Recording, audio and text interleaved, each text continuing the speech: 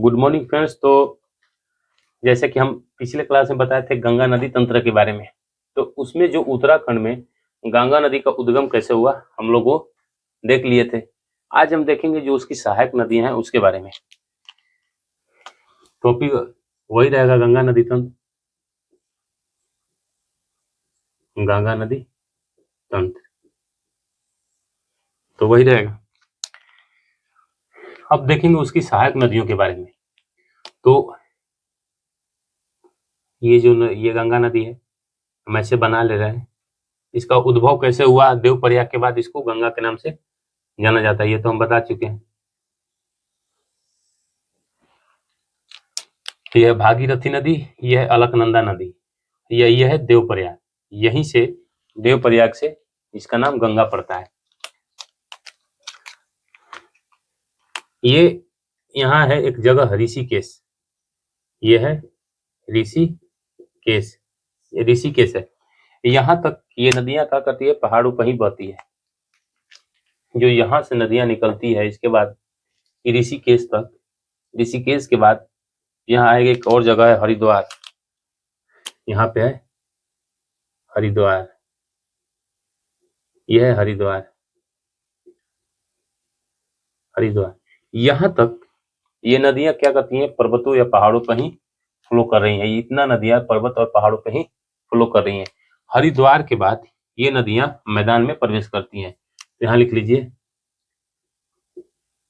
यहाँ से मैदान में प्रवेश करती है। कहाँ से? हरिद्वार से। उधर नदी दिखाना है इसीलिए ये मिटा दे रहा हूं। बस ये सुन लीजिए कि यहाँ से यह जगह है हरिद्वार, हरिद्वार से ये नदी मैदान में प्रवेश करती है। और यहीं पे एक नेशनल पार्क है, यहाँ पे एक नेशनल पार्क है, यहाँ पे एक नेशनल पार्क है, जिसको बोलते हैं राजा जी नेशनल पार्क। राजा जी नेशनल पार्क, ये है राजा जी नेशनल पार्क, जो कहाँ है, गंगा नदी के। यहाँ से एक नदी निकलती है दूधा टोली उत्तराखंड से, दूधा टोली उत्तराखंड, यह उत्तराखंड। यहीं से एक नदी निकलती है जिसको बोलते हैं रामगंगा, और ये यूपी कन्नौज में आकर ये पहले सहारनपुर में आती है, सहारनपुर के बाद ये कन्नौज में आती है। तो इसी नदी के किनारे सहारनपुर, मुरादाबाद जैसे शहर स्थित है, इसी रामगंगा नदी के किनारे पे। तो सहारनपुर या फिर मुरादाबाद जो शहर हुआ किस नदी के तट पे है, तो इसी जो ये है रामगंगा नदी के तट पे है। और यही रामगंगा नदी के तट पे यहाँ पे देखेंगे इसी क्षेत्र में ये है Jim Corbett national park, Jim Corbett national park. ये भारत का पहला नेशनल पार्क भी है। तो ये है जिम कॉर्बेट नेशनल पार्क। ये कहाँ पर आकर मिल रही है, कन्नौज में, कन्नौज। तो मान लीजिए अगर बोल दिया है कि मैदानी भाग में गंगा नदी की पहली सहायक नदी कौन सी है जो आकर मैदानी भाग में पहले मिलती है, तो ये वाला जो किनारा है ये बायां किनारा है। तो मान लीजिए दे दिया कि बायां तट से जो मैदानी भाग में, गंगा नदी के मैदानी भाग में प्रवेश करने पर बायां तट से आकर मिलने वाली पहली नदी कौन सी है, तो ये है तो रामगंगा नदी। यहाँ नाम लिख लीजिए रामगंगा नदी, यह है रामगंगा, रामगंगा नदी। रामगंगा नदी के बाद एक यहाँ से पीलीभीत जगह है, एक यूपी में, पीलीभीत जगह में एक है फुलहर झील, फुलहर झील। यहां से एक नदी आती है, यह है गोमती नदी, गोमती नदी, यह गोमती नदी। इसी गोमती नदी के तट पे लखनऊ, जौनपुर और यहाँ पे एक जगह है गाजीपुर। ये गाजीपुर में आकर गंगा में मिल जाती है। कहाँ पे आकर, गाजीपुर में आकर ये नदी गंगा में मिल जाती है। तो गोमती नदी के तट पे ये जगह है लखनऊ, ये जौनपुर। मान लीजिए कोई पूछ सकता है, लिख लीजिए, यह लखनऊ, लखनऊ, ये है जौनपुर, जिसको सिराजे हिंद बोला जाता था एक समय में, तो वो जौनपुर यही शहर है जो कि फुलहट यानी गोमती नदी के तट पे है। और गोमती नदी गाजीपुर में आकर गंगा नदी से मिल जाती है। इसके बाद कुछ नदियां जो कि तिब्बत से निकल कर आती हैं, जैसे ये कर्नाली नदी है या घाघरा नदी, ये जो है तिब्बत से निकल कर आती है। तिब्बत से पहले नेपाल, नेपाल के बाद ये आती है भारत में। तो यहाँ से लिखिए, एक है घाघरा नदी। ये घाघरा नदी यूपी बिहार की सीमा बनाते हुए ये सारण में, तो ये है घाघरा नदी। घाघरा नदी या इसी को बोलते हैं कर्नाली नदी। कर्नाली नदी जो कहाँ से निकल रही है? तिब्बत से निकल रही है। तिब्बत से निकलने के बाद ये पहले नेपाल, नेपाल में इसको बोलते हैं कर्नाली। इसके बाद जैसे ही भारत में प्रवेश करती है तो इसको बोलते हैं घाघरा। और यही घाघरा नदी यहाँ सारण में आकर गंगा नदी में मिल जाती है। इसी के तट पे छपरा शहर स्थित है। तो ये है घाघरा नदी। और इसकी एक सहायक नदी है, यहाँ पे देखेंगे जो भारत और नेपाल के बीच में विवाद का क्षेत्र भी बना हुआ है, वो है काली नदी। नेपाल में उसको काली नदी बोलते हैं, जो कि यहाँ भारत और नेपाल यानी उत्तर प्रदेश और नेपाल की जो सीमा है, उत्तराखंड की सीमा, वहां से लगते हुए ये प्रवेश करती है। तो ये है, यहाँ से बना लीजिए एक काली नदी। ये है काली नदी या इसी को बोलते हैं शारदा नदी। शारदा,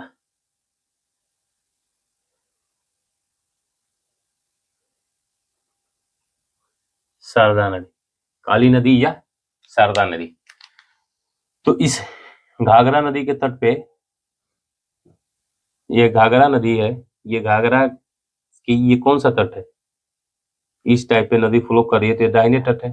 तो दाहिने तट पे इसकी एक सहायक नदी है जिसको बोलते हैं काली नदी या शारदा नदी। तो यही घाघरा नदी को अयोध्या में, इसी के तट पे एक शहर है अयोध्या, यहाँ मान लीजिए अयोध्या है। तो इसी घाघरा नदी को अयोध्या में इसको बोला जाता है सरयू, सरयू नदी, इसको बोला जाता है सरयू नदी। इसके बाद इधर से निकलती है गंडक नदी। ये भी नेपाल से आती है गंडक नदी। गंडक नदी के बाद यहाँ पे बूढ़ी गंडक, एक नदी और आती है कोसी नदी। मान लीजिए ये है कोसी नदी। तो यह गंडक, गंडक नदी, यह है बूढ़ी गंडक, और यह है कोसी। कोसी, ये कोसी जो है ये निकलती है नेपाल से, ये निकलती है नेपाल के गोसाई स्थान से, जो कि 7 नदियों के मिलन से बनती है, इसीलिए इसको बोलते हैं सप्तकोसी। ये 7 धाराओं से मिलकर बनती है, इसीलिए इसको बोलते हैं सप्तकोसी। तो ये गोसाई स्थान से निकलकर ये पहले आती है बिहार में। बिहार के बाद ये जो कटिहार जगह है, कटिहार में एक जगह है कुर्सेला, उसी कुर्सेला में आकर ये गंगा नदी से मिल जाती है। उसी कुर्सेला में आकर ये गंगा नदी में मिल जाती है। इसके बाद एक और नदी है महानंदा नदी, जो आकर महानंदा नदी पहले निकलेगी दार्जिलिंग श्रेणी से। दार्जिलिंग के बाद ये श्रेणी, दार्जिलिंग श्रेणी के बाद ये बिहार में आएगी। बिहार में आकर फिर ये चली जाएगी कहाँ? बंगाल में। यानी इस तरह से आएगी महानंदा नदी, फिर आएगी बिहार में, बिहार के बाद ये चली जाएगी बंगाल में। और जो मालदा के पास है, यही मालदा के पास जाकर ये महानंदा नदी गंगा नदी में मिल जाती है। कहाँ पे? मालदा में। यह मान लीजिए ये जगह है, यहाँ बना दीजिए मालदा। मालदा में महानंदा नदी जाकर मिल जाती है। तो ये कौन सी नदी है? महानंदा, महानंदा नदी। तो ये सब बाएं किनारे से आकर मिलने वाली नदियां हैं, जिसमें रामगंगा नदी, गोमती नदी, घाघरा या कर्नाली नदी, गंडक नदी। गंडक नदी यही देखेंगे हाजीपुर के पास, यहाँ लिख लीजिए हाजीपुर के पास, हाजीपुर या सोनपुर।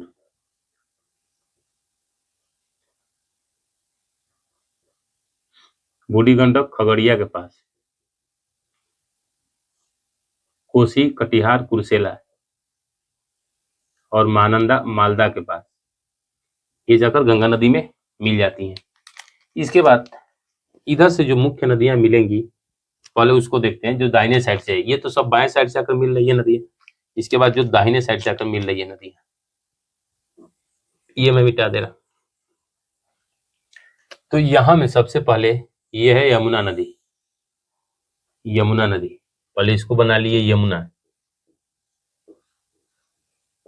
यमुना नदी जो कि उत्तराखंड से आई, उत्तराखंड के बाद हरियाणा, हरियाणा के बाद दिल्ली, आगरा, मथुरा, ये सब किस नदी के तट पे है? सब इसी नदी के तट पे है, इटावा। इसकी एक सहायक नदी है यहाँ पे, यह है चंबल नदी। यह है चंबल नदी। चंबल नदी, चंबल नदी इटावा इटावा में, ये जगह है इटावा। इटावा में आकर, चंबल नदी इटावा में आकर यमुना नदी से मिल जाती है। और इसी यमुना नदी के किनारे यहाँ पे एक, ये यमुना नदी में आएंगे तो पढ़ाएंगे, इतना अभी तक अभी ज्यादा टिपिकल हो जाएगा। तो ये चंबल नदी इटावा में आकर मिलती है।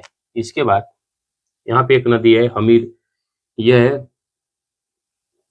ये जगह है हमीरपुर। हमीरपुर, हमीरपुर में आकर बेतवा नदी मिलती है। बेतवा नदी इसी यमुना नदी से मिलती है। इसके बाद इसी में हमीरपुर एक जगह है बांदा, ये जगह है बांदा। इसी बांदा में केन नदी, केन नदी आकर, केन नदी आकर इसी बांदा में मिलती है। तो ये नदियां कहाँ मिल रही है? ये नदियां पहले मिल रही है यमुना में, और यमुना के सहारे ये नदियां मिल रही है गंगा में। तो ये भी एक तरह से क्या हुई? सहायक की सहायक नदी, यानी ये उप सहायक नदियां हुई। लेकिन ये भी जो ड्रेनेज सिस्टम में आ रही हैं, तो किसके ड्रेनेज सिस्टम में आ रही हैं? तो ये गंगा नदी के ड्रेनेज सिस्टम में ही आ रही है। तो क्योंकि ये नदियां सारा जल अपना कहाँ ला रही है? गंगा नदी में। इसीलिए इस क्षेत्र को जो है गंगा नदी का कैचमेंट एरिया बोला जाएगा, यानी जल अधिग्रहण क्षेत्र किसका बोला जाएगा? गंगा नदी का। इसके बाद छत्तीसगढ़ से एक नदी निकलती है, जहां से एक नदी निकलती है सोन नदी। सोन, क्योंकि सोन नदी यहाँ पे आएगी और यहाँ पे है पटना से जस्ट पहले थोड़ा सा दानापुर एक जगह है, तो वही दानापुर में आकर ये मिल जाएगी। ये कहाँ से निकल रही है? मैकाल से, अड़ी से, मैकाल अमरकंटक से, मैकाल से निकल रही है सोन नदी। और ये सोन नदी यहाँ जगह है एक दानापुर, दानापुर जगह है दानापुर, जो कि पटना में है। इसकी एक सहायक नदी है रिहंद नदी। रिहंद नदी, रिहंद नदी। कुछ नदियां जो हैं झारखंड के छोटा नागपुर पठार से निकलती हैं। छोटा नागपुर के पठार से निकलकर ये नदियां कहाँ आती हैं? ये भी इसी गंगा नदी में आती हैं। उसमें एक नदियां हैं, ये मैं हाजीपुर मिटा दे रहा हूँ, यहाँ लिख दे रहा हूँ, ये हाजीपुर, हाजीपुर। तो रिहंद नदी, और यहीं पे एक देखेंगे एक नदी आती है पुनपुन नदी। यह है पुनपुन नदी, यह पुनपुन नदी। यह जगह जहां मिलती है यह फतुहा, फतुहा के पास। ये पटना में, पटना से कुछ दूर देखिएगा आगे में, तो यहाँ पे एक जगह है फतुहा। ये फतुहा में आकर पुनपुन नदी आकर मिल जाती है। इसके बाद ये जो घाघरा या करनाई नदी है, इससे जस्ट पहले थोड़ा सा, जहां से गंगा नदी बिहार में प्रवेश करती है, वहीं पर यहाँ पर एक नदी है जो कि गंगा में मिलती है, यह करमनासा। यह करमनासा है, जो कि कैमूर श्रेणी से निकलती है, जो कि विंध्य पर्वत का जो श्रेणी है आगे में एक्सटेंशन, कैमूर श्रेणी हम उसको बताए थे। तो यह है करमनासा, एक काफी प्रदूषित नदी है। तो यहीं पे जो गंगा नदी में आकर मिलती है, जो जगह है चौसा, चौसा के पास यही करमनासा नदी आकर गंगा नदी में मिल जाती है।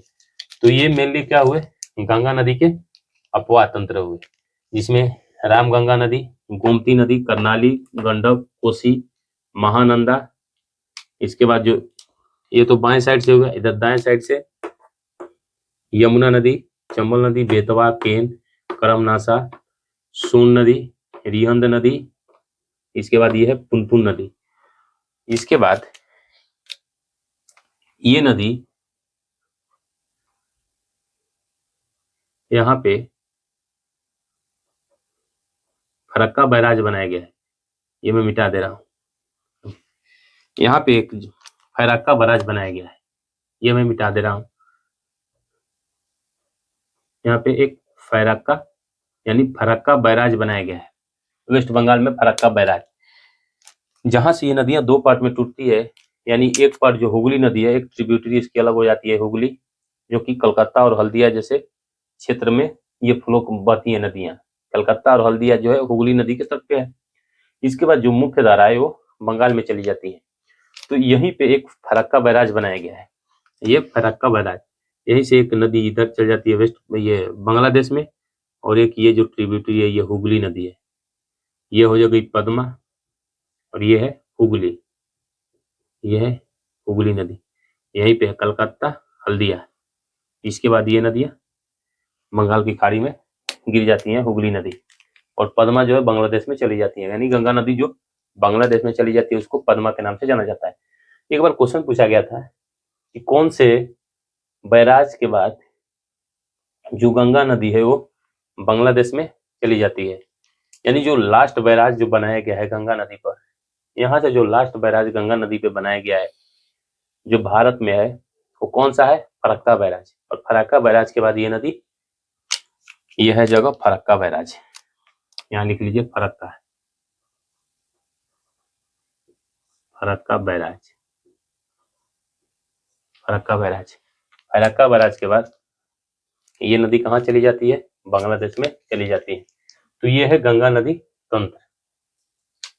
तो आज के लिए इतना ही, नेक्स्ट क्लास में हम देखेंगे यमुना नदी तंत्र के बारे में, क्योंकि यमुना नदी तंत्र भी एक बड़ी नदी तंत्र है, और ये यमुना नदी है, ये गंगा की सबसे लंबी सहायक नदी है।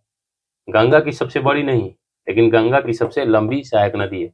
सबसे बड़ी अगर हो जाएगी, अगर देखेंगे वाटर वॉल्यूम के में, यानी कौन सी नदी जो ज्यादा जल ला रही है, तो वो घाघरा नदी हो जाएगी। यानी जल के आधार पे देखेंगे तो सबसे बड़ी नदी हो जाएगी घाघरा नदी। अगर लेंथ के आधार पे देखेंगे तो लेंथ के आधार पे सबसे लंबी सहायक नदी जो गंगा की है वो है यमुना नदी। तो हम उसको नेक्स्ट क्लास में देखेंगे। आज के लिए इतना ही, धन्यवाद।